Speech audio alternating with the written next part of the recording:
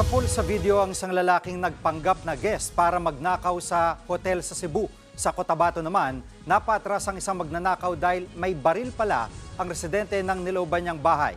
Nasa frontline balitang yan si John Aroa. Hindi naman umuulan pero nakapayong ang lalaking yan ng masapul sa CCTV sa Cotabato City. Tinatakpan pala ng lalaki ang kanyang muka dahil plano niyang pasukin ang isang bahay. Armado rin siya ng baril. Hindi na nakunan sa CCTV ang mga sumunod na nangyari.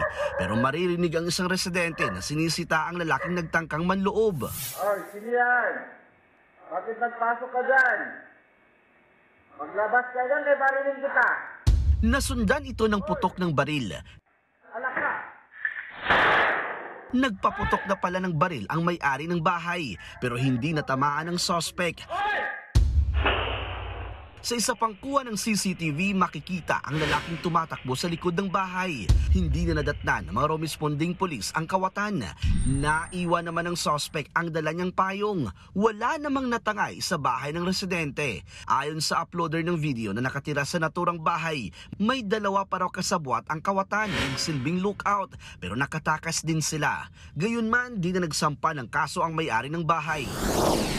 Sa Mandawi City, Cebu, sapul din sa CCTV ang lalaking ito na sinubukang buksan ang mga pintuan sa isang hotel. Di na nakunan sa video pero nakuha niya ang isang cellphone at relo ng isang guest. Aabot sa 50,000 pesos ang halaga ng mga natangay na gamit. Sa investigasyon ng Mandawi City Police Office, nagpanggap muna na guest ang kawatan para makapasok sa hotel.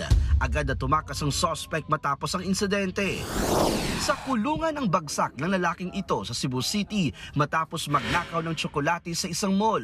Higit 2,000 pesos ang halaga ng mga ninakaw na tsokolate. Umami ng suspect sa pagnanakaw. Sa pahayag niya sa mga pulis, nagawa raw ng suspect na magnakaw para may panregalo siya sa kanyang mga anak ngayong Pasko. Pero hindi kumbinsido dito ang mga pulis. Maraming beses na raw nilang nahuli ang suspect dahil sa pagnanakaw. Base sa ating record, modus na po ito nila na magnakaw doon sa mga department store tapos ibenta para yung pera ay magagamit sa kanilang pansariling interest. Di na nagpaunlak ng panayam ang suspect sa media. Nakakulong na siya ngayon sa Mabolo Police Station. Maharap siya sa kasong theft. Nagbabalita mula sa Frontline, John Aroa, News 5. Mga kapatid, Jiggy Manikad po, iba na ang may alam at may pakialam sa panahon ngayon.